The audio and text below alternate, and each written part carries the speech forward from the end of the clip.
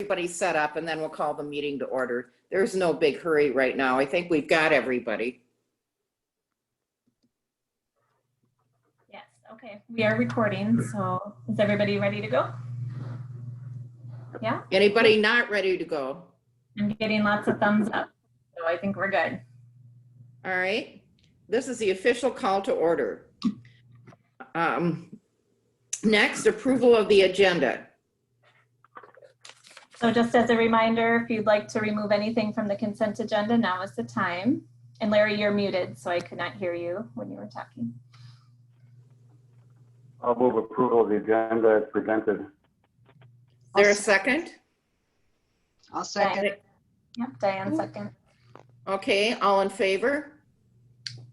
Aye. Now we can do a roll call. Anyhow, it's, Oh, we don't, is anybody not okay with this? Otherwise, we're just gonna say that it's approved.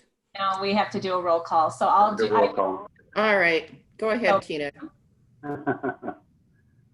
Pam, Aye. Diane, Aye. Larry, Aye. Cliff, Aye. and March. Aye. All right. Moving down to the consent agenda.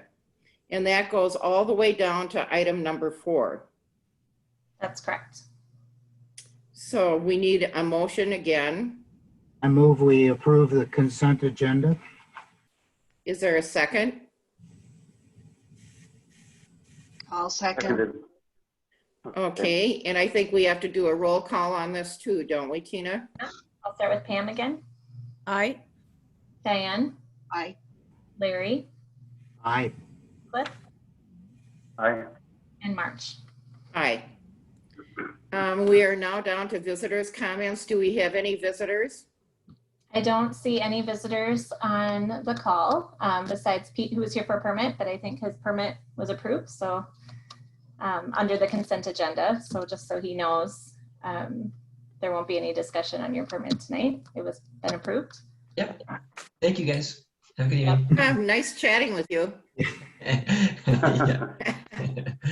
Thank you. All right, Tina, 5, permit program, 2029. Nicole, do you want to talk about the variance on that? When she unmutes. It looks fine. Does anybody have any comments on this, by the way, Sorry. from the board? Now I she's do. unmuted. No, Cliff, Larry? Anybody? Yeah, I do. Larry does, yeah. Of I do. course. Yes, of course. Thank you. You're welcome. Just out of curiosity's sake, I went through all of the numbers of elevations, and in here it says that the wetland boundary was conservatively estimated for the northwest Ramsey Pond at 887, which seems kind of high, considering Yeah, they just put something in to keep it below that, and they just raised Ramsey Road to 885. So at 887, it should flood Ramsey Road, I think. yeah, they conservatively estimated because they didn't get a delineation done, so they wanted to make sure there would be no chance of any impacts. So it is definitely upland a little bit from where the actual wetland boundary is, but they were just doing that to be safe. Yeah. So, Okay, thank you. Any other comments? I just had a question for Nicole. I noticed that the pavement's going to be permeable. I hadn't Yes. seen it in a trail before. Can you comment on that? yeah, Ramsey County Parks has been doing these permeable pavement trails on a few projects over the last few years. Keller Park, and then recently Owasso Park, that phase 1 that was completed. So they're comfortable with the product.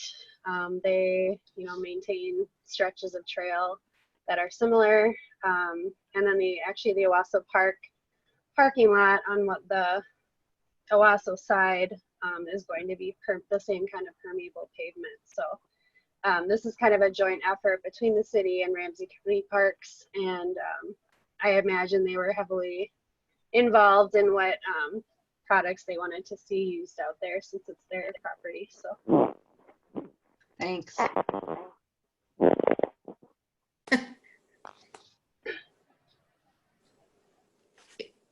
I will move approval. Is there a second? Of the permit with the special provisions and the variance request. Okay. Second, All right, Tina, your turn.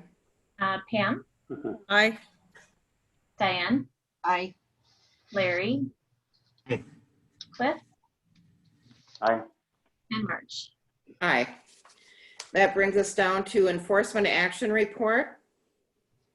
Any comments on that? Otherwise, we'll move on. Okay. 6, stewardship grant program. Again, it's in the consent agenda. Any comments on this? Okay. If not, just No, we one. we'll move on. Yeah, the budget Larry. says. Yeah, Larry. Paige, thank you for including the permits that we just approved in this. That helps a lot. Thank you. Good. Yeah, you're welcome. Okay, now we're at 7A, the budget and levy public hearing. And we have no public here, correct? I do not see anybody on the call that is here for the public hearing, so, but we'll still need to open and close it, I assume, Viethan, for, Yes. Yep. yeah. So we'll need to open the public hearing, take any comments, and then we can close it, and then we can have discussion. Is that correct? Okay, Is that the correct order? I'm Viethan? sorry, who is that? That again, Tina? So I was just asking yeah, Viethan. March just called a public hearing to order. Right. Yeah. Oh, it doesn't need to be a formal motion, but Marge can open it for the public hearing. And then once you've had whatever discussions you need and any motions, and then you would have to move to close the public hearing. Okay, Well, the public hearing is now opened. there we go. I do So, have. I move, oh, sorry. I do have Yeah. a few that I put together. Let me just share my screen. As I outlined in the, let's see, can you all see our logo and name there? Yes. Yep. All right, let me start that. So I outlined in the packet some of the changes since you saw the budget last month. And then I just put a few slides together. This is just that same table that's in the packet that shows the proposed levy as compared to last year's levy.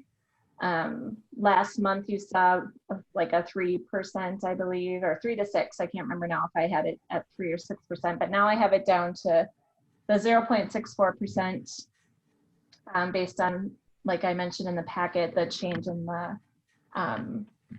the stormwater, sorry, I'm blanking on the name now, the Opportunity fund. opportunity fund. Volume reduction. So this is just some of the graphs that I put together to show how the budget is allocated based on projects and program areas. This one shows all the different program areas as well as administration and salary and benefits. So you can get a sense of how this looks. This shows that our administration and salary is about 15% and 85% of the budget is in project and program implementation. This shows also the largest piece of the puzzle is in the flood control project implementation. And then in the BMPs and CIP programs. So that's about, a little over 50% of our budget just in those 2 program areas, with the rest of it coming together. When you look at it this way, I mean, monitoring and permits and those things are a small percentage, but so that does not include the salaries for those program areas. That's in the salaries and benefits. So those programs are pretty heavy on staff time, which makes them a little bit smaller of a piece.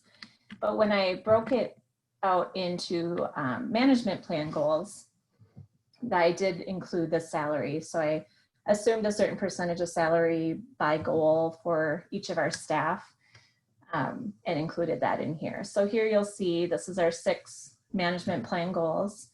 We have about 45% of our budget is in managing risk of flooding, 34% in water quality projects, achieving quality surface water. With the rest of the A couple program. questions. Yeah. Line 60, the Volume Reduction Opportunity Fund, that is where when permits cannot meet our volume reduction requirements, they pay into that fund, correct? That's a different fund. That's our stormwater impact fund. And so that's not something we budget for, but it is a separate fund that is in our, we have that in our sheets for our accounting practices. So, but we don't budget in that. That is, Okay. we do pull from That that. fund is still accounted, that's still accounted for and kept separate. Yep, so that's accounted for separately, and I can show you get to the table, the budget table. For instance, for the targeted retrofits for 2021, some of the extra funds or the other funds comes from that stormwater impact fund because we know we're doing project places where we've collected. Okay, I just want to make sure we can still account for those impact fund monies separate from the rest of it. Yep. Okay. Yep. And then secondly, on line 61, the flood risk reduction fund, you talk about a couple of things. And one is the Keller Parkway Road conveyance capacity increase. And I don't remember talking about that previously, and I'm wondering what that is. Yeah. Yep, I can have Brad speak to that. So that was one of the implementation items that we talked about under the Owasso Basin or Jarvis Creek improvements for flood risk. Yep. Brad, do you want to speak to that in particular?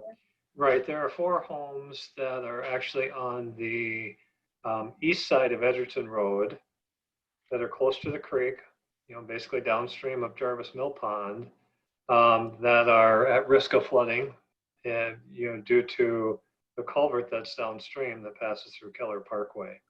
And so it'd be the upsizing of that that would have been necessary even with a larger project because of all the flow that we would be advancing through the Jarvis Creek system. So as we looked at each roadway crossing going up from the lake, we would have had to increase, or we you know, as a part of the bypass piping, we'd increase each of those.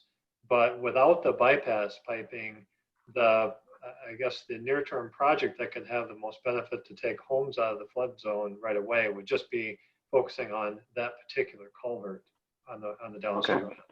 So. All right, thanks. Yep. Any other comments on the budget? Yep. Larry and Diane both have one. Okay. I just have a couple quick questions, Tina, on the line item breakouts in project feasibility studies. What is the groundwater next steps planning? Yeah, so that was a line item over the last, I don't know, several years, I guess. We've talked more about what more we can do in our groundwater goals. And so this is really looking at how we can plan forward for groundwater implementation, whether that's monitoring or there's projects or more studies. It's just kind of diving into that. I don't know, Aaron or Brad, if you had any other thoughts on that. It was a placeholder to make sure that we were covering all of our stated goals for the next year.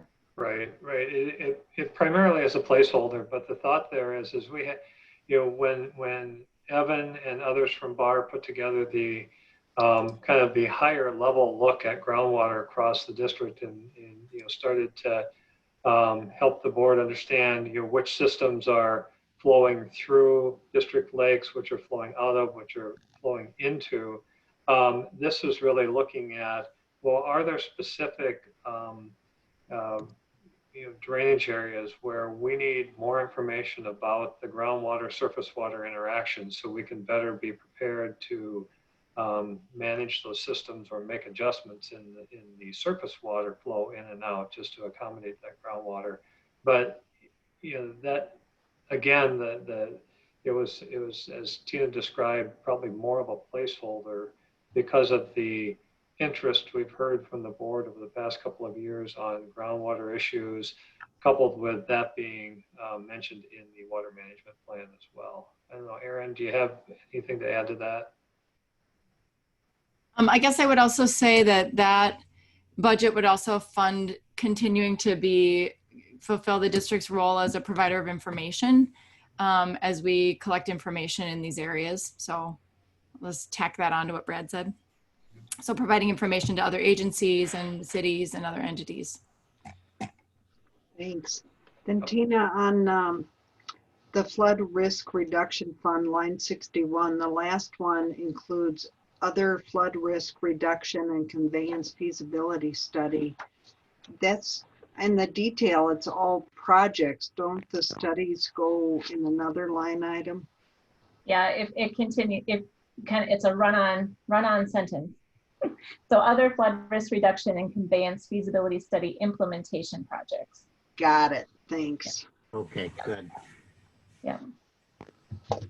Okay, Tina, how are we doing? I think Larry has some questions. Okay. Actually, a number of them have already been asked, but just a comment is that Tina's done a great job of getting us into below 1% levy increase. But as I look around, Rice Creek was 0% increase. Ramsey County even hit the newspapers with having to back off their 4% increase. I think we ought to try to get our increase down to 0. It's not that 0.6 is a big deal, all things considered, but it still is in the tenor of the times to try not to stress out people any more than we have to. So in approving this, I would like to see the board say for the final budget, we would like to get to a 0% levy increase.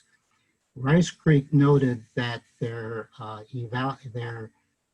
assessments of their homes went up 4%. So they actually gained money doing that without having to increase the levy percent. So that may happen to us too. I don't know if Tina has any information on that or not, but that's just my feeling on this, is it would look a little awkward for us to come in with any kind of increase when everybody else is throwing out good programs to try to keep their budgets under control. I have a comment, if I may. I do too. If it's at 0%, how would we realize any sort of a gain, even if the homes increase? Yeah, so I can speak to that. I mean, we have a very healthy reserve right now, over 100% based on our general fund. We have about $4 million in reserve. So I mean, we technically could just pull that $40,000 from that reserve fund without changing the budget at all. We would just change the levy. Yeah. Well, no, I'm going back to even if the values of the homes increase, Right. if we're at 0%, how can we realize any benefit from that? Well, We're at 0%. We're at 0% increase, not 0%. right. So the levy rate is still there. So Right. you have that levy rate going against the value of the property. So That's the correct. value of the property is higher, so the actually the funds collected actually increase. Yep. But we don't know what the commercial rates are. There's a lot of businesses going under because of the That's right. problem. Okay. Anything can happen by the next tax season. So although the rates are set by valuations from this year, so it may take a while to catch up. My only comment is that irrespective of what the governments are doing, many of them are increasing to some degree. And cost of living is nothing else. Nothing gets cheaper. And our costs end up going up for products and equipment and salaries. And I don't feel at all bashful about a modest increase in our levy. And if we don't use it, it goes into our reserve and we spend it in the future. It's not like we keep levying and keep a reserve in perpetuity. It's used at some point. So I'm not nervous about raising it a little bit. And in the past, and I can speak for 20, 30 years, nobody has ever criticized the district in its levy, even when we've had rates at times approaching 10% increase. So I'm not nervous about it politically. And we very seldom get any comments from people. That's not a reason to go whole hog, but I think if we have a justification for an increase, I wouldn't be against it. Well, I get that. And like I say, it's not necessarily heartburn on my part that it's because it's a reasonable increase. I get that. Yeah. Just that, for example, Ramsey County was looking at a greater than 4% increase and decided to back off of it. And we're going to have to be a part of that. So basically what we're saying to them is that we have important programs that we have to increase the levy on. You guys get to adjust your expectations to try to meet the expectations of the public. And it's just a matter of optics is all. It's not a matter of practicality, it's a matter of optics. And Cliff, I agree with you if I may comment. Of course you may. That I think that 0.6 is, and as long as I've been on the board, no one's ever complained about, or I don't think people are really that much aware of what we're doing. No. Fortunately or unfortunately. Yeah, well, well, go ahead. let me just comment on that, because in 2013 or 2012, when the board took over the watershed district, it was the beginning or the middle of the recession, and property taxes went up and people started screaming at Shoreview. And Shoreview's answer was, it's because you're being taxed by the watershed district. So the Not true. line is that people do look at this stuff, particularly at this time when they're really sensitive about how much money they're paying. Frankly, in this area, we've had two humongous tax increases for the school system. So they're sort of sensitive. Not that they'll recognize this, but it's just, to me, prudent to say, if we're talking about $40,000, we're talking about moving money over, it probably isn't really a practical issue. It would just look a lot better to be responding more to the specific situation that exists right now. That's my only point. I'm not going to say no to the budget. I'm just going to say that in the long term, 0% makes a lot of sense. I would like to have 0% taxes everywhere, Larry. Not taxes, I just mean let's in be clear general. about this. It's the increase that I'm talking about, not the taxes. No. Tina, do we have anybody else?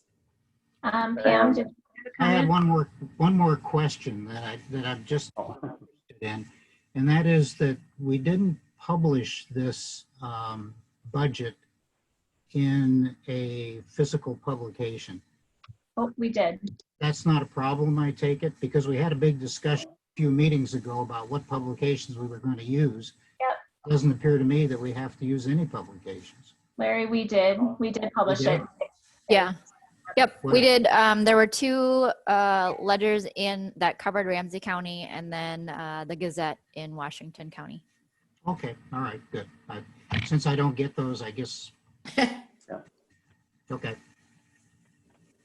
Tina, Pam, anybody else? Pam, did you? And then Diane has her hand up as well. But Quickly, I just want to agree with Larry. I think if possible, I think we should keep our budget the same this year, given the crisis that some people are experiencing. But a tiny increase, I could support. How much would you have to take out of the budget to get us to 0? well, that would depend on if you're asking me to remove something from the programs and projects, or if you want me to take it from reserve so that we're just levying less to cover the same budget. I would support just shifting the funds from reserve rather than messing around with the budget itself. That's I agree 43,000. with that. 43,000 is the difference.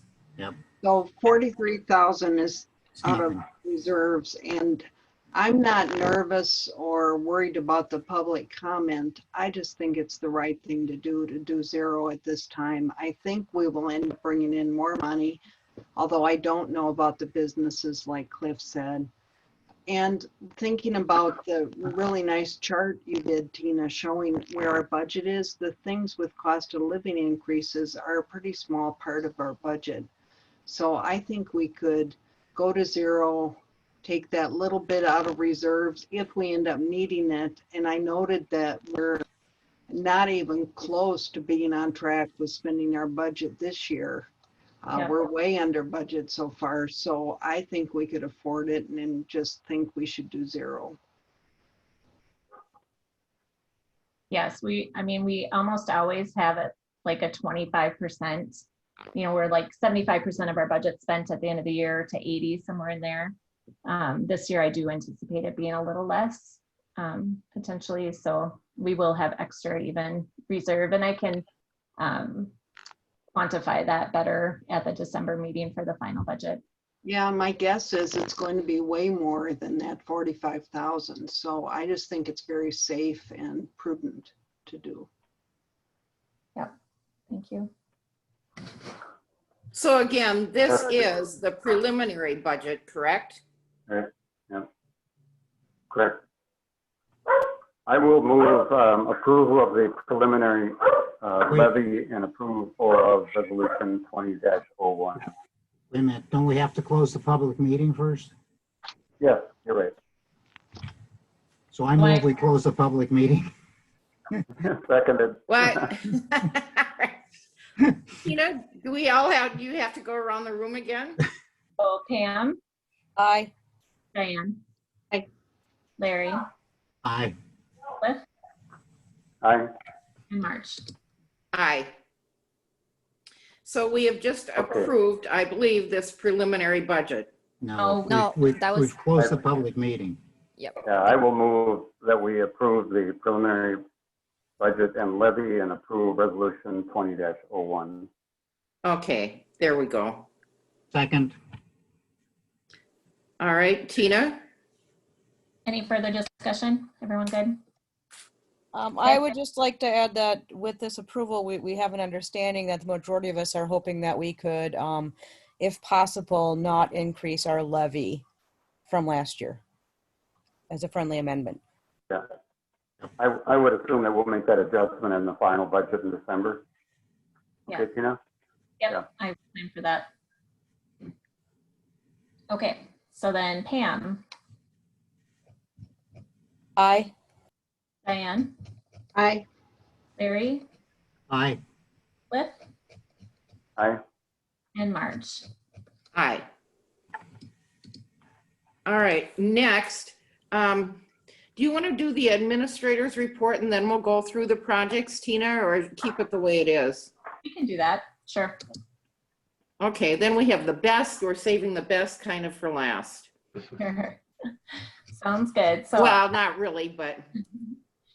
all I had in the administrator's report was the COVID update, which really isn't much of an update. It's kind of continuing on, but I did want you just to know that, you know, while this is not the most ideal way of us doing our business, it has been working well, and I haven't had any issues with residents not being able to get a hold of anybody. That's all been fine. You know, I haven't heard any reports of a lot of people coming to the office and finding it closed and that being an issue.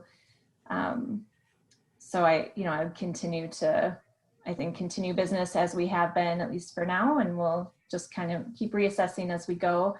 The only real change in our COVID plan is we do require masks to be worn. Oh, I did say that in here too, in the office and in the field when social distancing can't be maintained. I think that's been fine too, for staff. So is the district providing masks? we have been, yes. Yep. So I brought in some fabric ones that a neighbor had sewn. So I brought those in early on in the COVID. And then we also have disposable masks that we are providing as well. Another question. is I assume people are coming into the office enough to just inspect it, make sure there's no break-ins and things are still intact and no vandalism. Yeah, at least somebody is there every day, just about, and our staff is coming in to grab tools or trucks and going out in the field. So yeah, somebody's there just about every day. I go in about once a week or try to, and check in on things too. Yeah, we did have a power outage today. That was caught by went into. But I would just like to make sure that somebody's doing a walk around around the building. If they're going to the garage and getting equipment, they may not be thinking about that. So if somebody's there, just have them walk around the outside and the inside. Yeah, we're definitely doing that. Anything else, Tina? Well, the other item in the administrator's report is just about the conferences and the virtual events. If you are interested in attending the Water Resources Conference virtual event, let me know, and so I can have Debbie get you registered for that. I think it is a good opportunity. There's still going to be a registration, I assume? There is. It's $85 for the 2-day event. So it's significantly less, but it does still have a fee, a registration fee. Yeah, I would like to attend both. Okay. Anybody else at this time would like, otherwise you can just shoot me an email or Debbie. Me too. This is Pam. Okay, great. Sounds good. That's all I had in the administrator's report. So unless you had any questions, I can have Aaron's going to walk through the projects. Good. And Aaron, you should be able to share your screen. Are they in? Oh, okay. So there's a presentation. Otherwise, I was just wondering if they're in the order as they are listed on our. Go ahead, Aaron. They are pretty much in order, but I do have a story map. I've done this a couple times now where we load them all up in a story map and I kind of walk through. I think mostly put them in the order that they are in your board packet, but I did add some other ones that have been going on longer term than maybe were reported in the board packet this month. I'll try to stay high level. There are, as you know, there's a lot of projects going on. And so if I'm moving too fast or staying too high level, stop me and I'm happy to ask or answer questions that you might have. And Brad, feel free to chime in, and Tina and Paige as well, Dave, Simba, everybody. So chime in as you see fit. So I'm gonna go ahead and turn off my video and share my screen.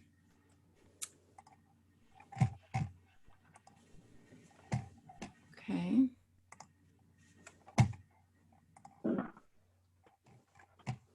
So hopefully what you can see there is a big map. You guys seeing that?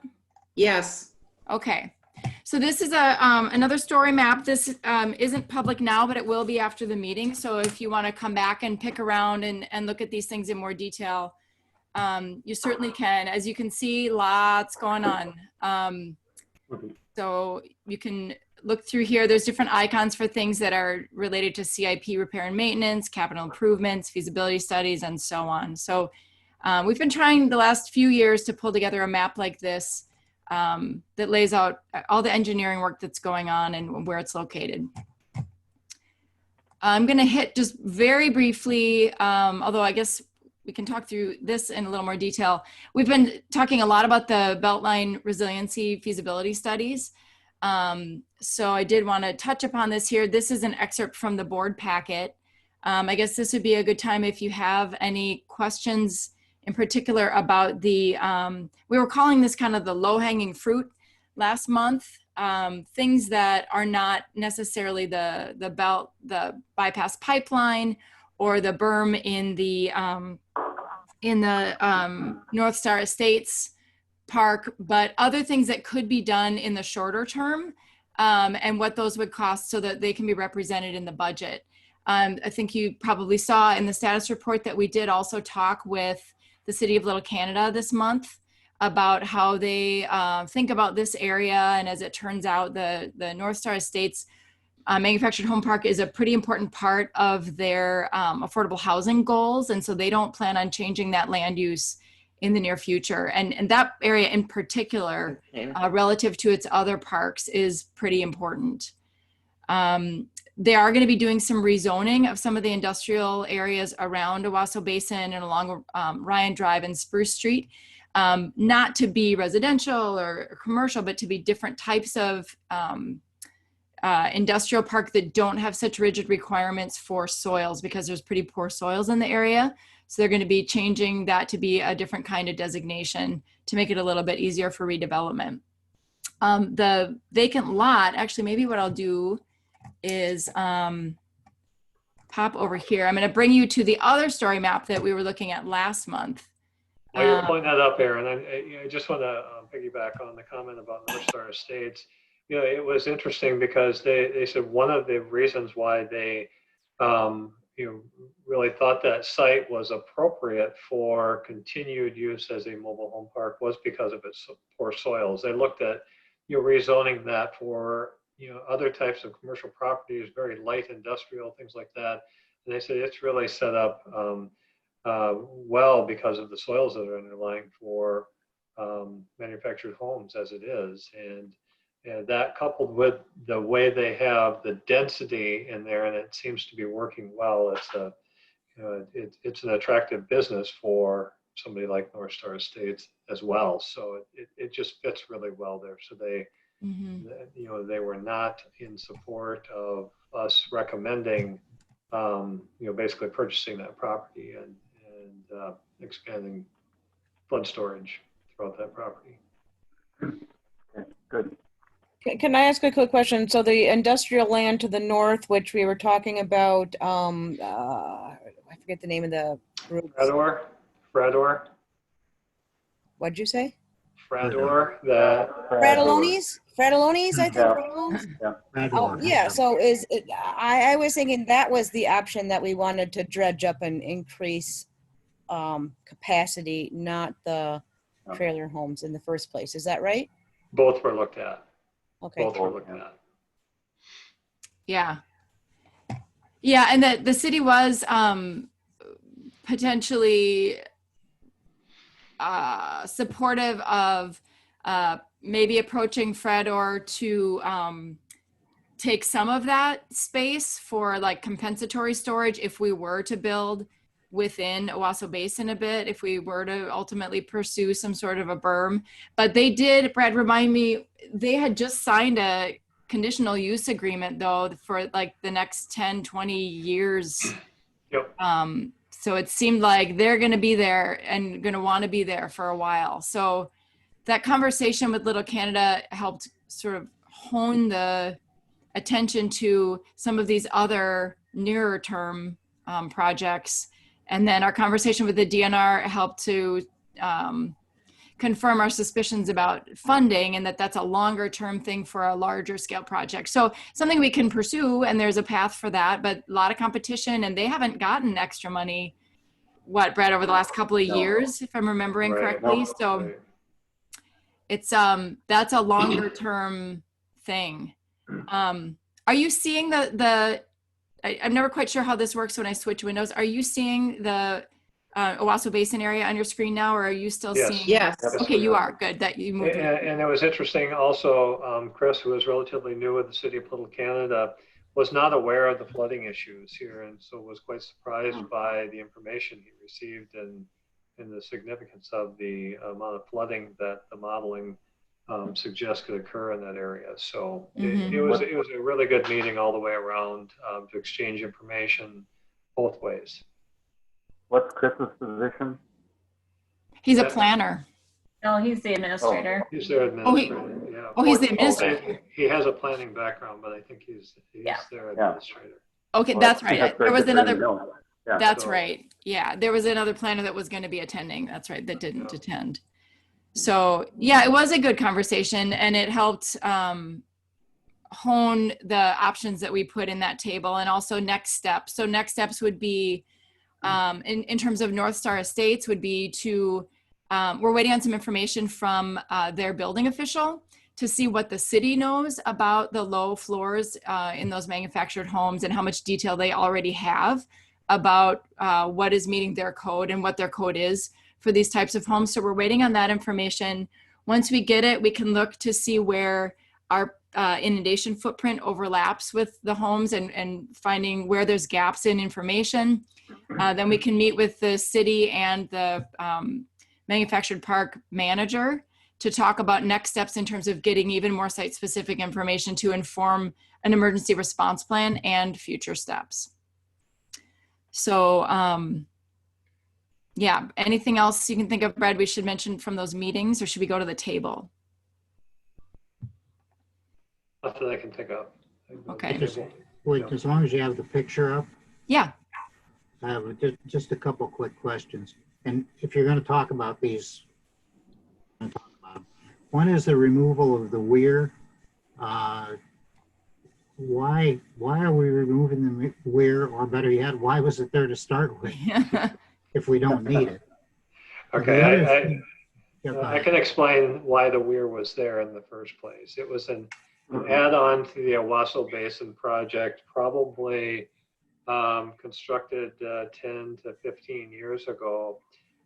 There's a small pipe in the sheet pile that allows Owasso Basin to drain down very slowly. What we were finding was the flow coming from the north will take a straight north-south route to the pipe in Owasso Boulevard.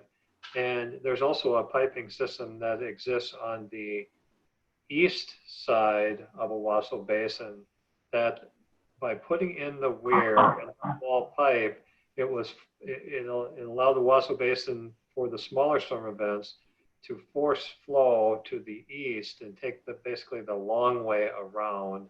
If I had my pointer, yeah, there you go, Aaron. Okay, got it. Yeah, yep. And so it was a water quality piece, but I don't think it's needed any longer based on some of the things that have occurred in the area, and I think it's causing more of a restriction than the water quality benefit we're receiving from it. Mm-hmm. But is it above water? Not in a pipe, but actually in a creek that flows in the air? Yeah. So it is close to the pipe that goes through Owasso Boulevard. So it's just upstream of there. And it's a sheet pile driven into the ground with a notch out of it for high flows, with a small pipe in the sheet pile to allow it to drain down to normal water level. That helps. But my question is, It's only where about a foot high. I see the blue outlining the bottom of that square of the trailer park, that is water that is flowing on the ground, not in a pipe, right? Yes, that's correct. Correct.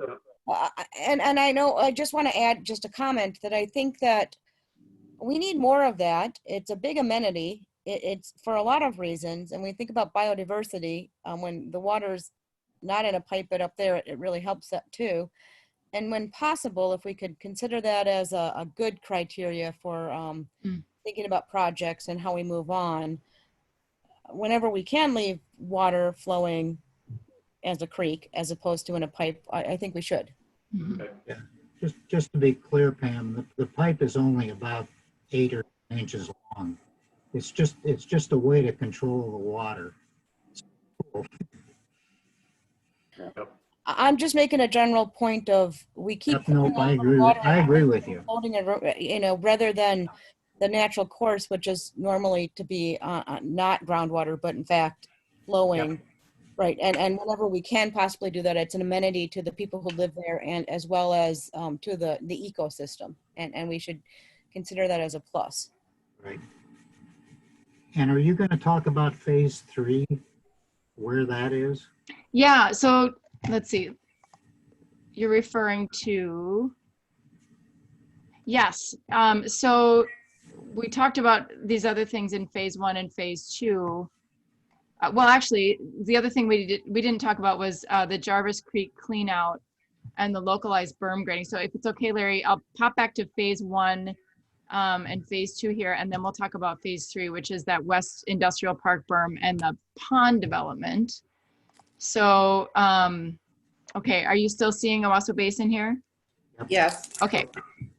So one of the things that we are recommending, whoops, sorry, stay with me here, that we are recommending is this clean out here. Not because it takes homes out of the floodplain, because oops, sorry, goodness. I hope I'm not making you sick here. I'm popping around so much. Hang on. Okay. But because that creek bed has not been cleaned out in a very long time. And Brad, I don't know if you have any comments on that in terms of the history of that. I think the last time it was cleaned out was probably about the early to mid 90s. We cleaned the entire thing. It was shortly after the Owasso Basin was originally constructed. And as you can see, it's a pretty long stretch of creek, but it's very flat.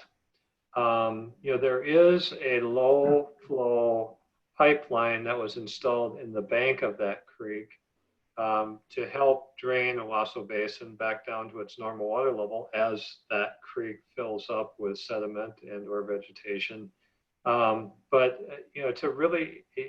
To make things flow more efficiently out of Owasso Basin, it would be a good idea and recommended that we stay on top of the maintenance of that. Now, the small pipe in the bank does allow it to drain down to its normal water level, but it just takes longer. And so this is just part of a maintenance effort that has been done before, but we just haven't done it in a very long time. Mm-hmm. And just to be clear, this is Tina, that we haven't done a full clean out, but we have done maintenance along the creek, specifically behind our office building, Mm-hmm. and in the Jarvis Mill pond. And yeah, that's and true. what I was referring to was really between Country Drive yeah, and Owasso Boulevard. We have downstream of 35E, we've done a number of spot maintenance projects over the years, as Tina suggested. And, but you start to lose a lot more, or you have a lot more elevation drop from 35E down through Jarvis Mill Pond into Jarvis Lake. It's just so flat upstream of 35E up to Owasso Boulevard that we've been challenged with. Very, very little vegetation growth in there causes sediment to build up upstream of there. Mm-hmm. Yeah. Okay. And then the other piece that's recommended as one of the earlier phases is the shoring up of this berm, which is something that has been done from time to time, as I understand, Brad, right? But it's time to do it again, knowing what we know about the flood potential in the area, Yes. as well as raising Ryan Drive in this spot. And that was an interesting part of the conversation with Little Canada as well. They may be interested in partnering on a project that would actually extend that because of some sanitary work they're considering in the area. So that may change a bit as we go, but those are the other two pieces that are recommended as part of the phase 1 and 2 parts. Yep.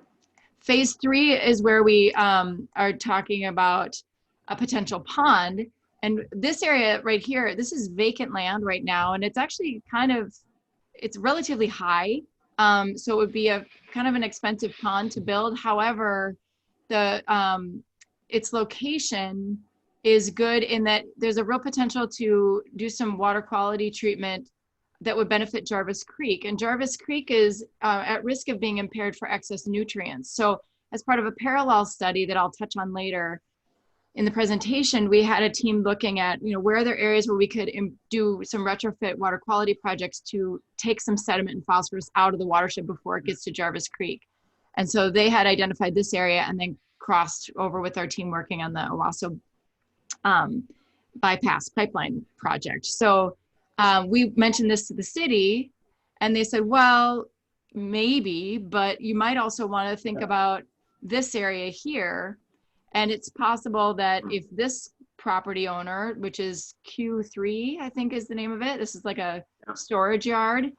Right. Bill Dirks or Chris was saying, what if Q3 moved here and then we made a pond out of this lower lying area to do some flood control and water quality control as well. So that's something we recommend cooking up a little more and seeing if that's a possibility, because it could really be a win-win for a couple of different missions that the district has. Yeah. Any questions about any of that? Good. Just one question. When we clean out Jarvis Creek, will we also set up a schedule to like keep it clean? Brad, do you have? Yeah, all I can say is that, you know, about this time of every year, district staff goes out and inspects many of the creek systems, trash rack systems, to find, you know, to investigate whether those cleanouts are recommended for the upcoming annual maintenance project. So it will be part of a scheduled inspection process. And then based on what's found during the inspection, I think then it will either be scheduled to be maintained or we would wait until a later date to maintain it. Okay. Yeah, our staff walks the creeks every other year fully from start to finish, and takes note of any erosion issues, any sort of infrastructure concerns, takes pictures so that we can compare year to year as well. And not everything will rise to the level of needing to be included, but that way we can keep an eye on it and compare year to year. And so for this particular stretch, before this study, this really didn't rise as, even though it may have appeared to need maintenance, with that small drawdown pipe that's in the bank, we felt like that was serving the purpose in the interim. And so with this study and elevating I think the attention on the Wausau Basin and trying to move more water out of there more quickly from a timing standpoint, it became apparent that this was one of those areas that it needs attention sooner rather than later. How do we account for, like on Jarvis Creek, what if a tree falls in there?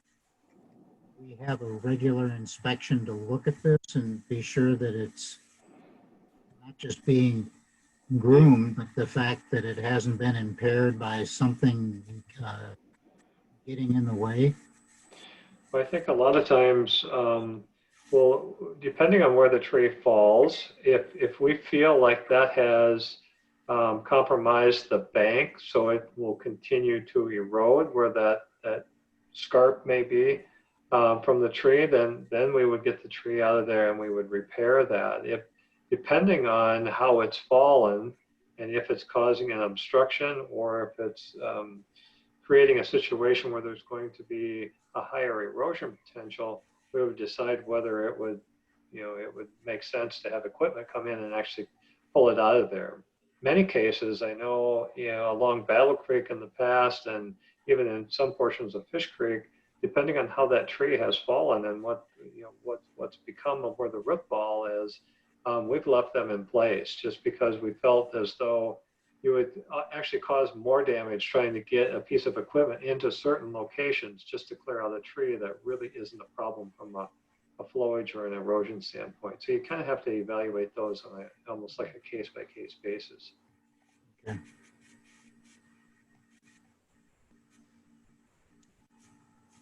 Okay. Are we done with this project? I mean, are we going to go through all? You all can tell me when you want me to stop, but we won't spend as much time on each one of them. This one in particular, we wanted to walk you through since it was part of the budget for next year, and it was directly in response to a conversation last month. So the rest of them won't be quite so in-depth. Oh, they can be. I was just curious. Yeah. No, this one, there was some toothy stuff to talk about since we were talking about this last time, and there were some follow-ups to cover. So I guess, are there any other questions on this particular, on any of the studies coming out of the Beltline Resiliency Study, or should we move on to some of the ones you haven't heard about in a while? I say move on. Okay. I will move on. This one, we're not going to talk about a whole lot, but just so that you know, this is still in process. The district is partnering with the DNR to update the FEMA flood maps throughout the district. And this is using the models that have been created and working through kind of a bureaucratic process to get the FEMA flood maps updated, which will be really helpful in terms of flood zone management and defining where flood insurance is needed and where it's not. So that's in process. It's sitting in DNR's court right now, as I understand.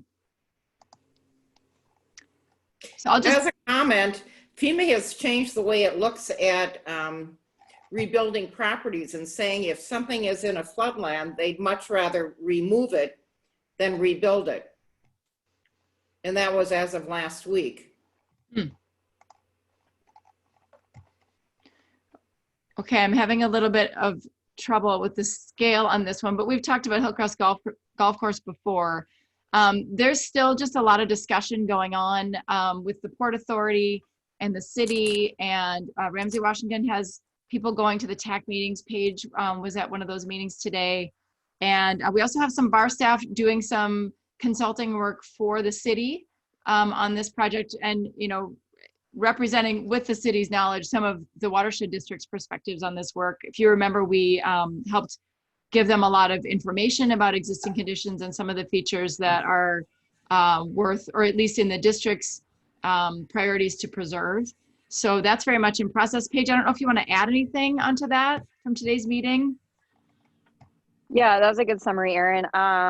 Yeah, basically the so Port Authority, they've kind of estimated based on some of their numbers what they think impervious surface will be.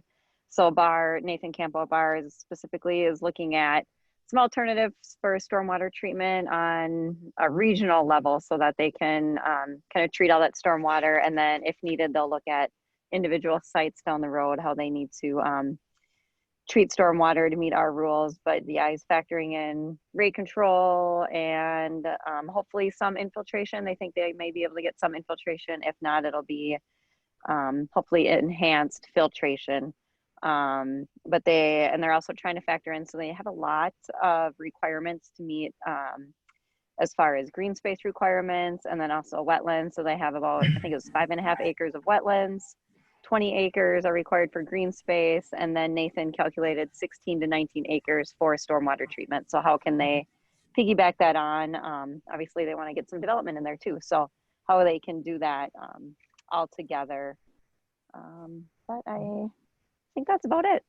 Yeah, it's a real puzzle, but there's a lot of different parties working on it. So it's a pretty interesting project. Are they, Paige and Erin, are they starting up their public process again? Is that something that's continuing? Yeah, you know, Marge, I don't know if you went to one. There was one, a public kind of Zoom meeting a couple weeks ago, but they didn't mention that at the meeting today. So I'm not sure how that went. Mm-hmm. I don't know anybody who attended the Zoom conference. I did go to the District 2 or the East Side neighborhood meeting. And essentially they had 4 different plans, and it didn't look like any one of them was a solid contender. And I suspect this will go on for a while. Yeah. I think so, yeah. Yeah. Yeah. I mean, the Ford plant has sat there for what, 15 years? Yeah. Moving now. Yeah. That's cooking now. Maybe. Yeah. Well, okay, if it's all right with folks, I'll move on. I know there's been a lot of interest in the auto lake monitoring systems that's still in process, but I wanted to show you a couple things. Both what the software is doing in terms of, you know, for technical review, for district staff, and for them to see, and then also what's being shaped for more of a public facing view. I don't know if you've seen this before. Oh, actually, I already pulled this up. Let's see here. Here we go. No, not that. Hang on. Oh, I like that. Sorry, hang on. I cooked this up to be a little slicker. Here we go. Okay, sorry. So what I've done here is I've patched us to the VDV site that is pulling data from the auto level stations right now. So these are the 5 stations that are in place and are sending data. Snail Lake, Wabasso, Owasso, West Vadnais, and Phelan. And so this is what the water level was. You know, for example, West Vadnais was at 881.9 at 7:15 p.m. was the last time a data point was sent. If we click on this, then we have more of a historical look over the last, you know, however much time we want. Oh, these are all the stations. What is that? So these are all the different stations. Okay, hold on. This is not what I thought it was going to look like. I want to pull just this one up. Wow. See, this is why there's also a more public facing one being cooked, because this is a little, it's still a little bit Looks like a engineering hospital looking. chart. It does. Well, so what this is, for example, this is West Vadnais Lake, and I'm looking over the past 2 months, for example, but I could also look at the past year, for example, and then it'll think for a minute and then give me that. So here you can see before this, it wasn't even online, but this is what it's been looking like. You can do this for any of those 5 stations for different lengths of time. The district staff are also though working on something that's a little bit more user-friendly for their website. And that's not done yet because we're working on, let's see, do I have this? No, this one. Working on incorporating a little bit more historical data for some context in these, in this information. This is gonna give you a taste of what it's gonna look like, but there will be more information that will come up ultimately here. You guys seeing this map now? You see the whole district there? Mm-hmm. Okay. So what people will be able to do is go and click on the lake. Right now, it's just going to give you the most recent, well, actually, this is a little bit old, a single shot data point, but we'd like to have more of a graphing function that's pulling that data that I showed you before in the VDV interface, but a little cleaner, a little easier to understand, and less things to click on. And so that's coming. You can see that there's the 5 different stations here. Again, then here's West Vadnais. So this one is pulling in today's date or today's reading. I thought we had a station on Spoon Lake, which would be get Jarvis and Keller. So that one's not pulled in here yet, or maybe, is it? Yeah, that one's not pulled in yet. But ultimately, all of the stations will be pulled in, including Spoon. And then there's 4 or 5. Let's see, I wrote them down. There's 4 more. We're going to do it on Tanner's Lake is going to get moved, Battle Creek Lake, Spoon Lake's going to get upgraded, and Twin Lake, we're going to have one on there. We have fully executed agreements on all those except for Twin. We're just waiting on Frank's lawyers to go through stuff, and we're good to go. All equipment purchased. So once we have that, we're A-okay. Mm-hmm. And actually, you can see there's kind of placeholders here with the lighter colors. Okay. Okay, it looks like we're pretty much concentrated in the north. Well, there's been a lot going on there, you know, and these are areas that, you know, depending on what the elevations are, we have different levels of concern. Down here, it's a little bit different. You know, Tanner's and Battle Creek Lake, there's some infrastructure that's threatened where we want to know in advance what a lake level is. Obviously, Spoon and Phelan will, especially in the future, have things that happen at different elevations, but other water bodies, you know, Beaver Lake, there's not so much concern there about flood risk based on certain lake levels. It may change. Maybe that will be something in the future to bring in, but for now we've kind of been going from highest priority to lesser priority. So, or at least I shouldn't say that, I guess filling out the top 9 that we're already tracking in some way, shape, or form. Any questions about that? No, that's good. Okay. The next several projects, I'm going to just sort of give you some snapshots. These are a lot of construction projects that have to do with retrofit rain garden projects. So we'll just whip through some of these. This is the Boys and Girls Club. So this is an impervious surface that project. looks really nice. Porous pavement. I'll spare you the plan set, I think. Erin, can you show on the map? Can you show where these projects are on the map when you're? Let's see. Yes, let's go back here. Good idea. Let me just scan right down here. So Boys and Girls Club is down here, right here. Okay. That was on our bus tour. Mm-hmm. Yep. And then what was the next one? Redeemer Church. That is, boy, it's been a while since I located that on a map. That one's up in White Bear Lake, Aaron. Oh, I wonder if that one, did I not specifically call that one out? Does anybody see it? No. I can't tell where it is okay. from here. It might not be on there yet because it's still technically being finished. Well, Oh, I yeah. guess the other ones are too. Okay. It's up Maybe here just didn't somewhere, add it. yeah? Yeah. It's Yeah. Okay. Sorry, that one is not called out, but that one's up here. East St. Paul Target is right here, Okay. right up in 94. And then I'm going to show you something on North St. Paul Target, which is,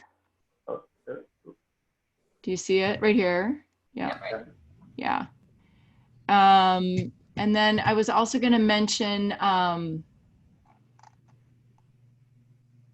St. Rose of Lima Church. That's for next year construction, but I can show you where that is. So that's in the Bennett watershed. So that's what page? Kind of down here. It's west of Bennett. West of Bennett. What is Bennett? Bennett Lake is right here. Oh, okay, Bennett Lake. Okay. Yeah, Bennett Lake. St. Rose of Lima is there. And then Semstone is not labeled. That's right downtown St. Paul. So I didn't mark Isn't that. it off of Minnehaha? Yeah. So that's like right in here. Am I off? It's okay. It's near the tracks. I know where it is exactly. Yeah. So I showed you Boys and Girls Club, the porous pavers. That one's getting finished up this year. This is the Redeemer Church rain garden that actually got a little expanded to accept more runoff this year. So that's planted, full bloom. The plants are looking really good. So I threw a nice flowering plant picture in here for you. That one's coming along really nicely.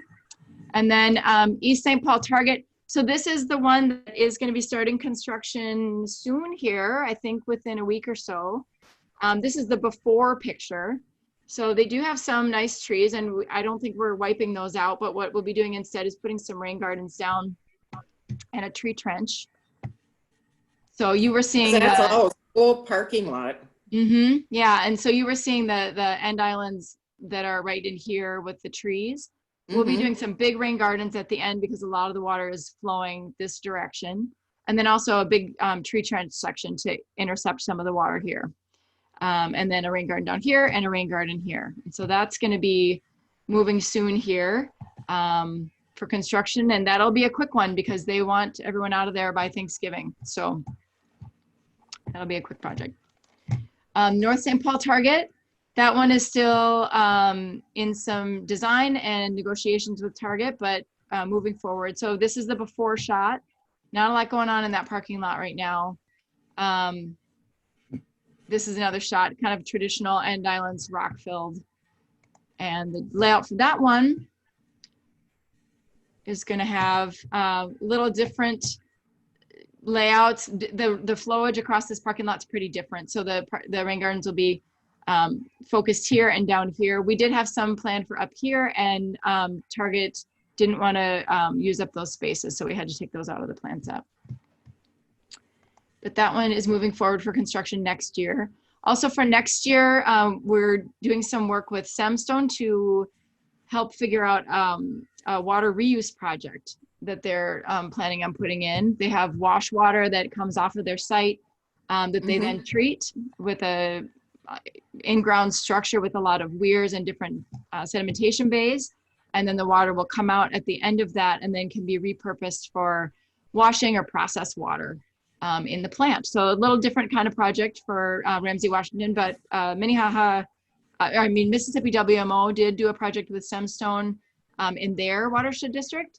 And so this site's a little bit different, some different characteristics, but they're looking to partner with a different watershed district as well. So we're working through that to try to figure out what the appropriate balance of partnership is for that kind of project. I really like that. Yeah, That's it's taking different. wastewater and making it into useful water. It's a great idea. Yeah. And then St. Rose of Lima is another project going to construction next year, and that's an impervious surface reduction project. So anywhere you're seeing a hatch here is where this will be parking lot that's taken up and then planted to be pervious surface instead of impervious surface. So a little different flavor. And then the city of Roseville is doing an underground storage treatment system underneath this corner of the parking lot as well. So partnered project with the city and the church. Coleman Basin permeable reactive barriers. So this is a research project for the district where we've got these different treatment cells all along the length of the treatment barriers in Coleman Basin. And we are proposing to retrofit that to change the way that water goes through those to be more of an upflow system. So there's some design plans in process here in order to optimize how water gets treated through that system to make sure that it's not being short-circuited and that it's getting optimal contact time with the crushed limestone media that's in these permeable reactive barriers.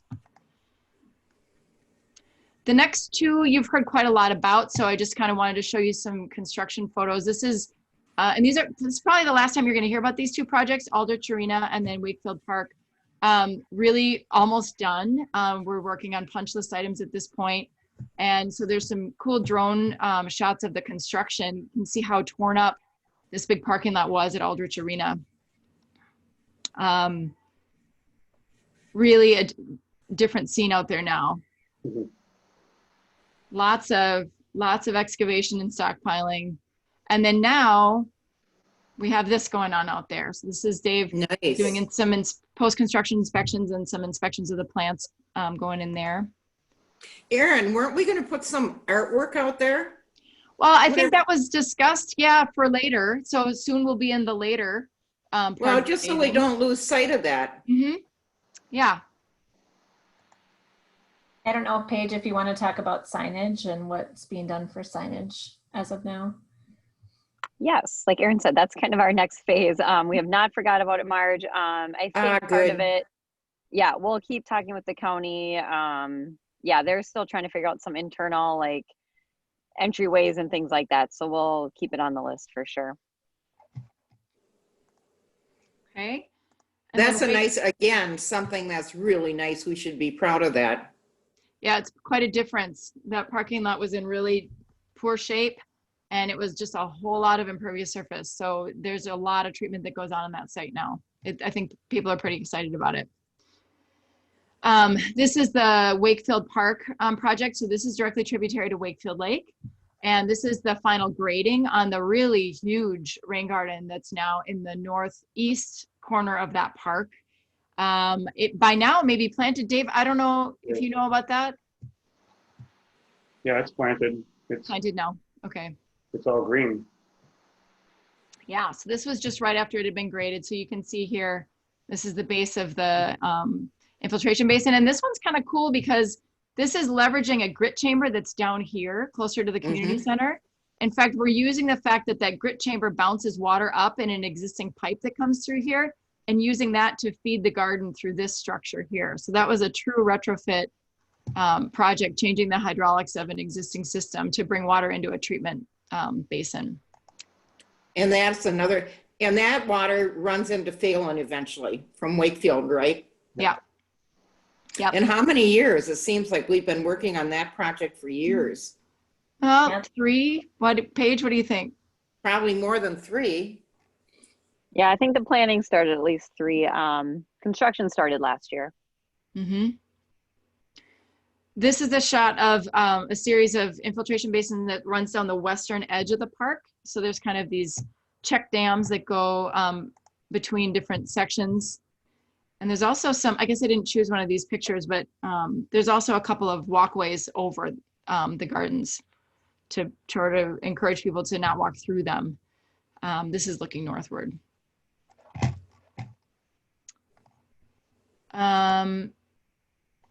So here I just have some pictures of the outlet structures that we will be manipulating with the Keller channel and the Phelan outlet in terms of the Beltland Resiliency Project. Brad, I don't know if you want to mention anything here. I did, I just have some pictures of what these things look like right now. So this is the Keller Weir.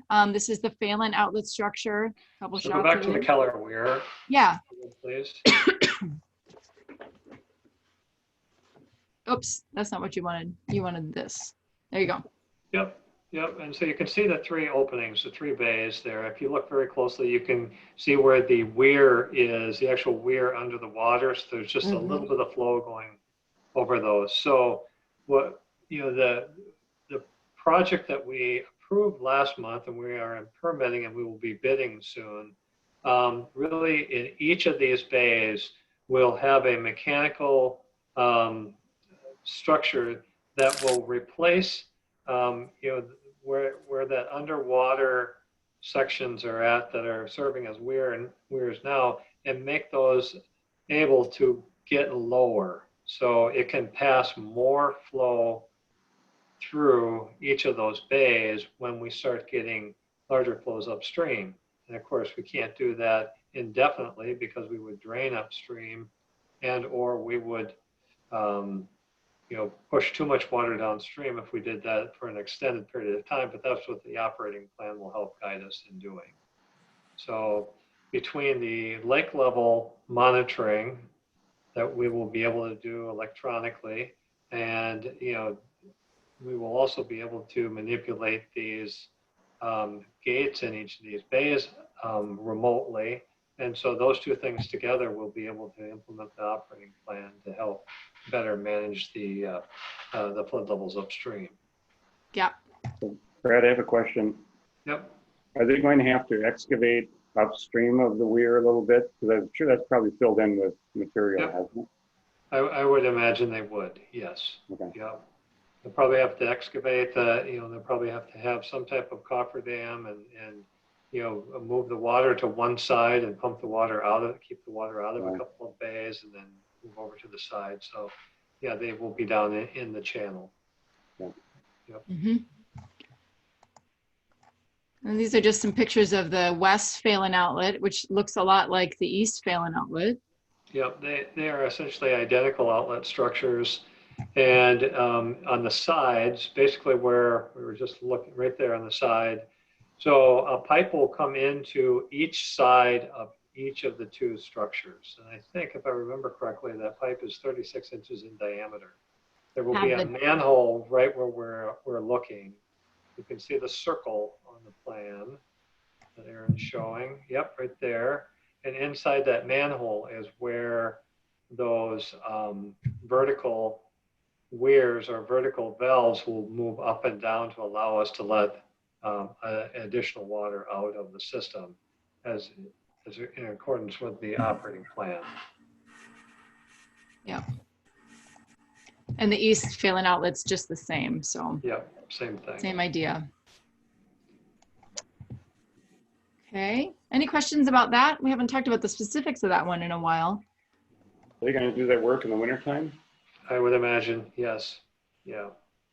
So, like I said, bidding will happen during September. We hope to have bids ready for the October meeting for consideration, and then finalize the permitting through September and October, and be ready to start as things start to get cold.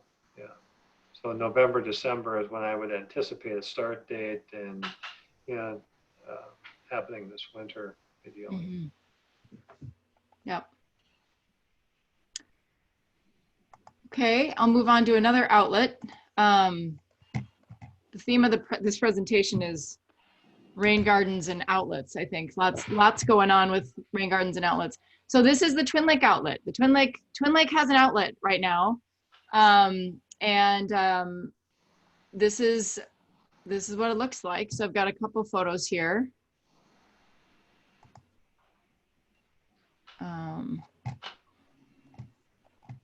Yep. This is the box. I think is this the one with the weir, Brad? Have you, or Dave, you want to talk about this at all? Dave still on here? Yeah, that's where that's going to be coming from Frank's property in, and then we're looking at the freeways behind us going in here. So that's where the weir, the control structure, will be placed, and the backflow is in that box. Yep. Yep. Okay. Want to say anything about this one? That is on coming from the pond on Frank's property, so that'd be the inlet to the pipe. You can kind of see the top of the box structure in the top of the photo, kind of by the fence. Yep, right there. So that's what the top of the box looks like with a grate on it. Mm-hmm. Yeah. So the Mindot Pond is just beyond that fence? Correct. Correct. Right over here. Yeah. So the thing to remember about Twin Lake, so this elevation here is 872.2, right, Dave? That's the control here. Yes. But the railroad track culvert is 872.5, right? Is that? Yep, that's correct. Yeah. Yes. So what's going on right now out there is this is the levels in Twin Lake that we've had over the last few years. This was taken, I think Dave took this one on the 31st. Monday. And so, yeah. And so right now we have water basically just over the top of that culvert through the railroad track. So we've just got a little bit of water in that wetland area that where that flared end section that was shown. It is open. So if water was to rise in the lake proper and come over the invert of that railroad culvert, it would come in here and flow out and away. If we got a big storm where we needed to hold things back to get it around Owasso Basin, we would be plugging that pipe. And because right now the weirs aren't in place that will be controlled because of COVID, things got delayed and they're coming later this fall. So that's something that we'll be watching. But right now it's flowing and the lake is down. Build the outlet and then the lake comes down. But when it comes back up again, we'll have an outlet there. So Dave, anything else you want to say about this while we're on this topic? Dave, were there any hiccups with construction? My understanding is it went very smoothly, but you were out there every day. Any issues? Zero issues. This was probably the most smooth project that I've ever been on. I think it took Rachel about 3 days from start to finish. That's crazy. Yeah, it was very good. It was a nice working crew. Good. That's great. Good. Great. We'll go from that one to West Vadnais Lake. West Vadnais Lake has a lowered outlet. So this is the big structure that's got the weir for West Vadnais Lake in it. And this is the pipe that comes from the outlet. Let's see, I got another photo here. And this is the actual inlet here. Dave, any comments on this one? Nothing at this time. We still got to put in the water control structure that was delayed by manufacturer, and the contractor has to come back and due to the cloudy water and scooping, and I think that carp gate just a titch. We need to clean up the channel to make sure that's at proper elevation and then just smooth out where we did some dewatering. But no, this project went very smooth too. Did want to just, oh, go ahead. I have a question. Yeah. So we lowered that, the inlet to that overflow pipe. But that channel then was actually established to serve the old elevation. Is that channel coming from that wetland lowered all the way into the wetland? Correct. Yeah. Okay. So and it had been. That will be probably, if not an annual maintenance item, it will at least be a frequent inspection area, keeping that open. Because it's heavily on the side of it is grown in quite a bit with cattails, obviously. And what about the rest of the wetland going up to West Vadnais Boulevard? I mean, no, it's pretty much a cattail wetland with water flowing through it. I'm concerned that there might be cattail growth that would inhibit the flow and keep it blocked up upstream. That's exactly what I was referring to. It's not just right in front of the outlet. It's all the way, I shouldn't say all the way. It's a good portion of the way to, what is that, Dave? South Vadnais Boulevard, or the division between West Vadnais Lake and the Triangle. From that pipe to kind of the end of the channel, excuse me, it's probably about 120 feet. Right. And then maybe just a little bit more than that as we kind of move north towards the road, if you will, to get to open water. But the triangle definitely gets in the center of it is fairly deep. Okay. Thank you. I did want to point out where we are with levels right now.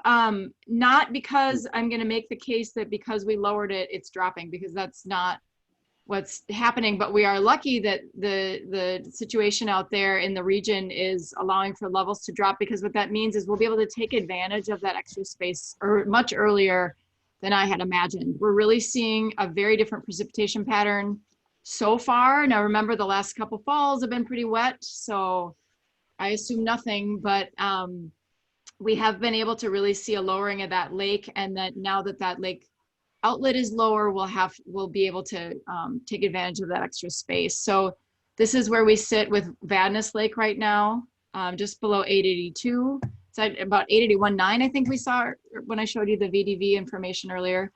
Grass is doing the same. They're pretty equilibrated. So that's been just drop, drop, drop. And then, you know, I know that the timing of this is about when we lowered the lake outlet, but Snail's also doing this. This is a pattern we're seeing in a lot of the different water bodies. We're also seeing that fall as well, some other water bodies in the area. So it means that in terms of West Vadnais, we'll be able to use that storage. And that was the whole point of lowering the pipe. So that's great.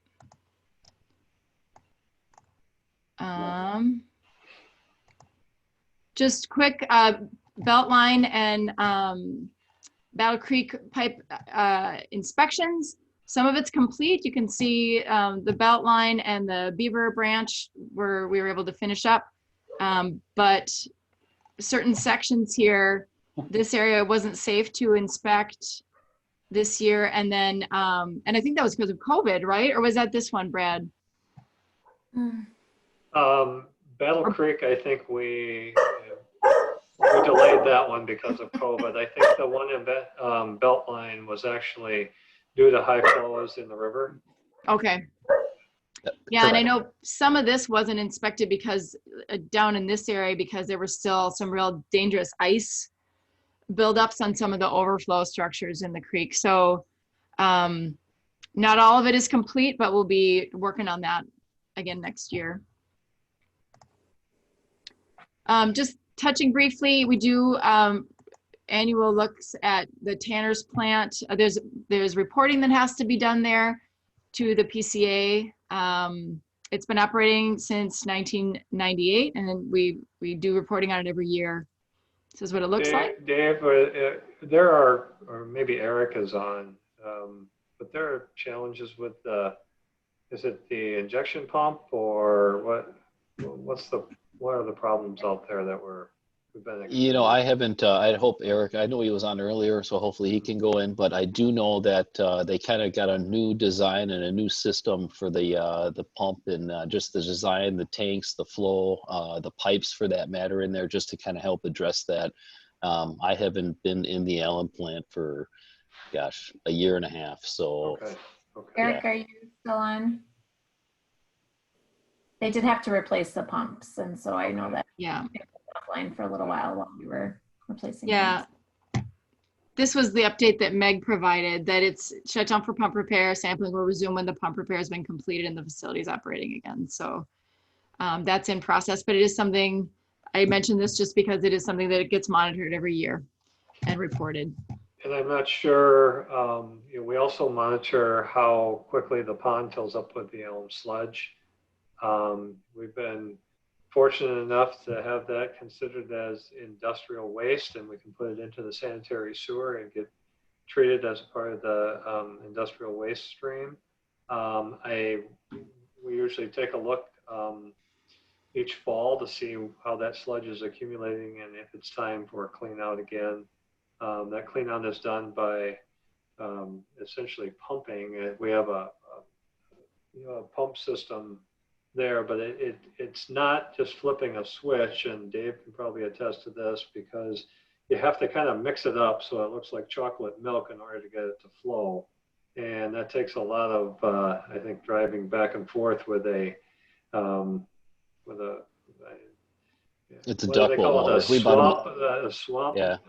We bought a mud motor from, it's a literally duck bolt motor that you'd slip on there so you could drive through cattails. But for the dollars and cents to have contractors do this work, it was $3,000 for this. It was tens of thousands to have other people do it. And frankly, we can do a better job than they can now that the pumps are established and we know what we're doing. So, Can you all hear me now? Oh, there we go. Oh, yeah. Yeah. Sorry, I'm out in my garage and my setup wasn't working very well. I can speak to Allen plant. Yeah, we had a bunch of stuff inside the Allen plant updated last year. So we're kind of tweaking that again still this year. And then yeah, our dosing pump started acting weird about a couple of weeks ago. It was kind of bouncing from high to low. You are difficult to hear. You're kind of gargling. Okay, how about this? Is that better? Better. Okay, sorry.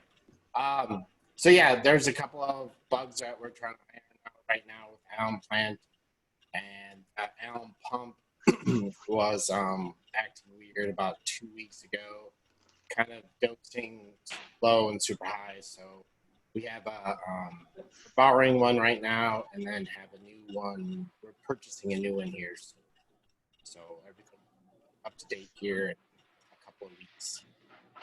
Okay. Eric, any idea on the sludge accumulation? No, we'll have to go take a look at that this fall. Since we cleaned it last, kind of when the Allen plant kind of gauge meter went out, and we had to do all these things, so it hasn't really had a full season yet. Sure. Since we cleaned it out last. Okay. You guys get that? Because I can speak to that a little bit unless you missed it.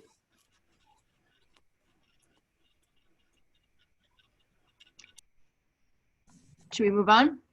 Yes. Okay. Oops, that's not where I wanted to go. Another thing that's been going on this year is a lot of sediment cores for lakes that are either known to be impaired or are at risk of being impaired. So you can see here the list where sediment cores were taken.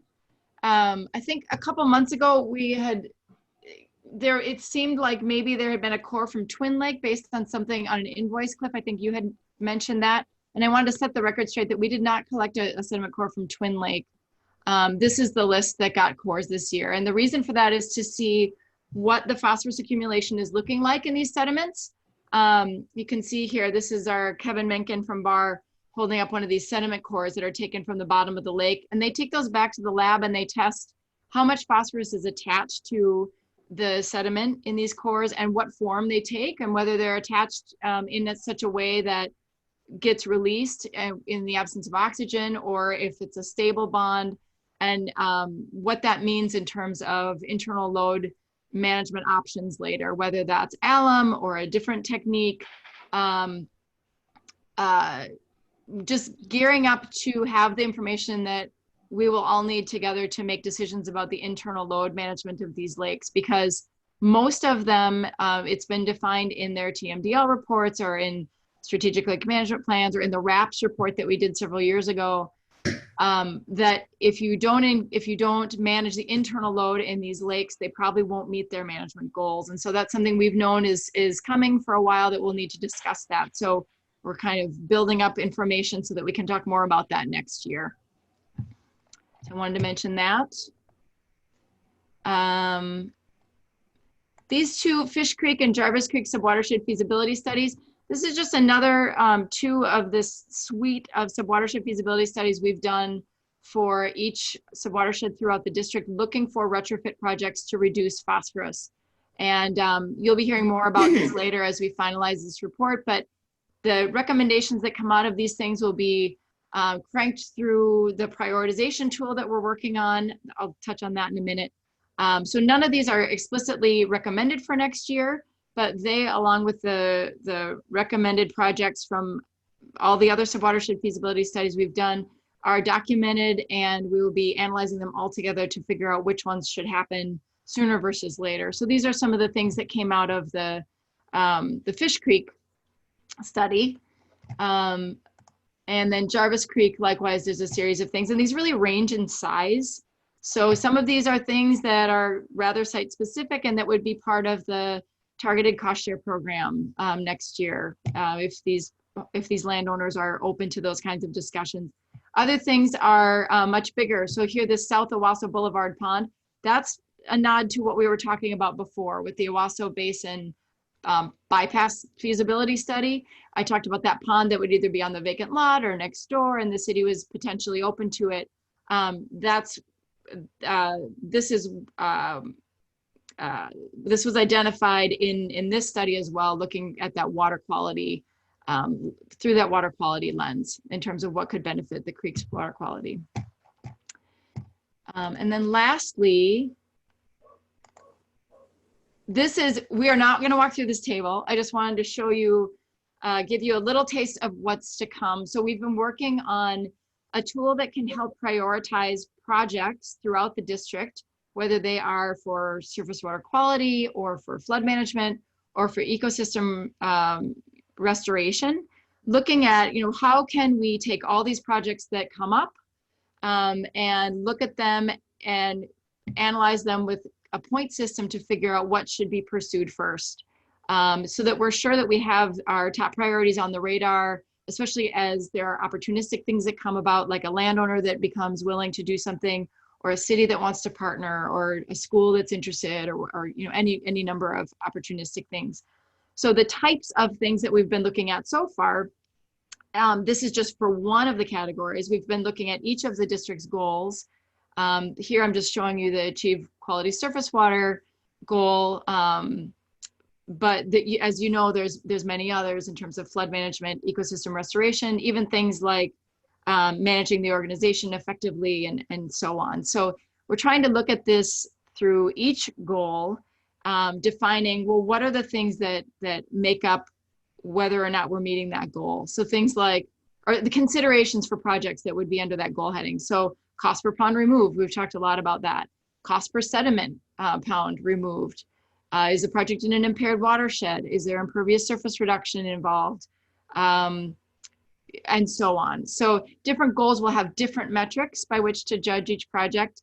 And then ultimately we can come up with weighted points that can be applied to each of those projects. So what we've been working on so far is just to build out kind of the shell and some suggestions of what these metrics could be. District staff have taken a look at this and have given us, BAR, some comments to incorporate. And so we're working on that now.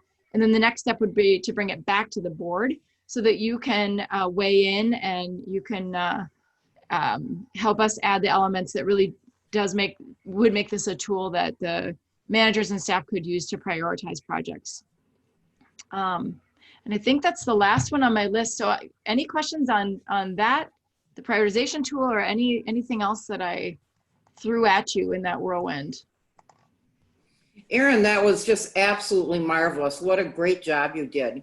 Is it possible to have like an update on these projects in 3 months? Just run through with the pictures, or yep, not necessarily a lot of discussion, but really just to tell us where we're at. Sure. Yep, of course. Is everybody else awake? Still here? Yeah. It's a good question. I hear Larry. Yeah, I'm getting thumbs up from the other, so. We're good. All right then. Report of managers. I think, Pam, don't you have something to talk about? Oh, yes, I do. Thank you, Marge, for reminding me. So I've come to discover that there's an issue with the stormwater gardens that we installed in some old people's homes, and they're not able to maintain them. And then they've in fact become a danger to the old people who live in their homes. So for example, my mom said she's fallen down multiple times in hers, and the vegetation is so tall that nobody can see her when she's fallen down, and she's super scared and won't go in there anymore. Across the street, my neighbors, are my old neighbors, the Cincadas, they're getting real old. They're in their 80s, and one's got Alzheimer's, and Don's just had 2 strokes and shouldn't be out walking around, but there was a thistle growing in there, and he just couldn't wait for his kids to come get it, and he went in there and got it himself. And so there's just a concern that's growing with regard to some old folks who have signed 10-year agreements to maintain these gardens, but the gardens have in fact become a danger to their own health. So I'm hoping that we can think about a way to find a solution to that problem, and that's why I'm bringing it up as a yeah. Well, in fact, the CAC has asked for places that they can contribute their volunteer time to help maintain rain gardens. So I think we need to think about how we can do a registry or something where they can call the district and ask for help, or we reach out to them. I don't know how we would identify them, but I think there's volunteers that could help do that. Yeah, that's a good reminder that the CAC has talked about that in the past. I think Simba and Paige, if they've gone through a cost share program, we do have inspections of those sites.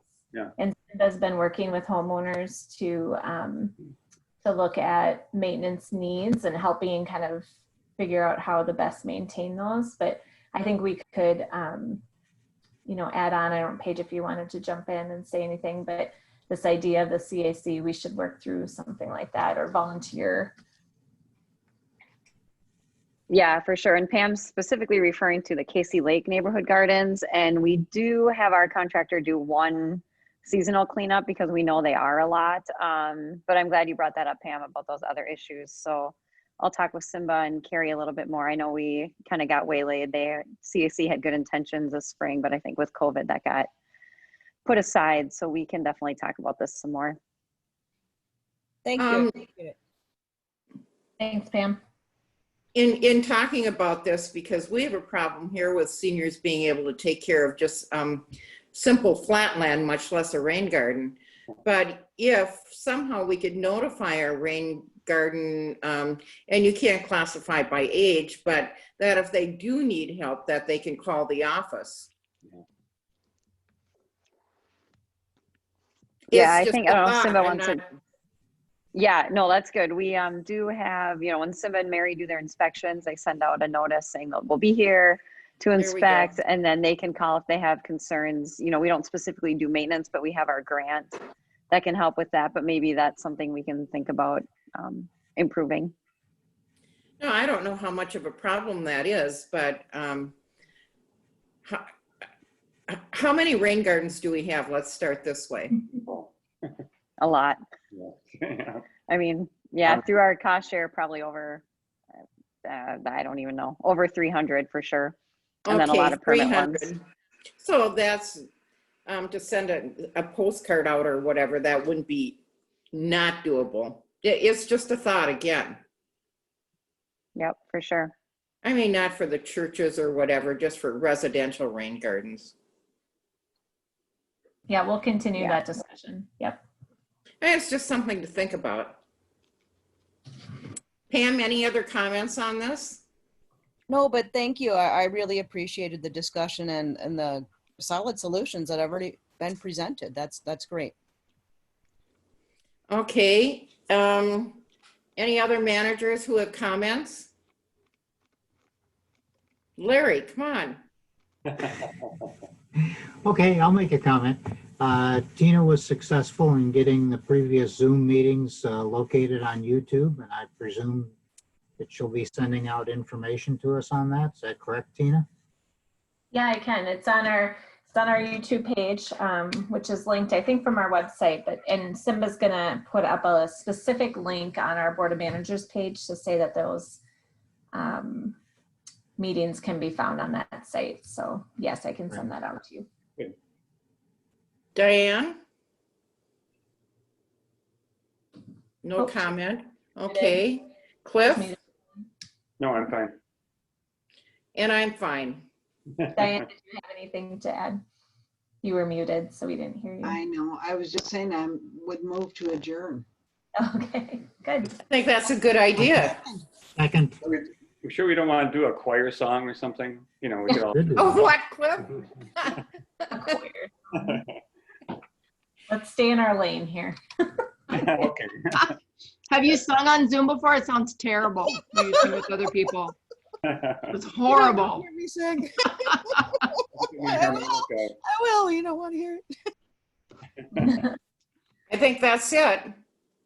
Okay. All right, the roll call. Bye. After roll call. Bye. Bye-bye. Thank you. Hold on. Pam, Oh. Pam, I. Bye. Diane, Aye. Larry, Aye. All right, we got it all. Everybody have a good night and a good Labor Day. Thank you. Bye. Bye, everyone. Bye. I know. Again.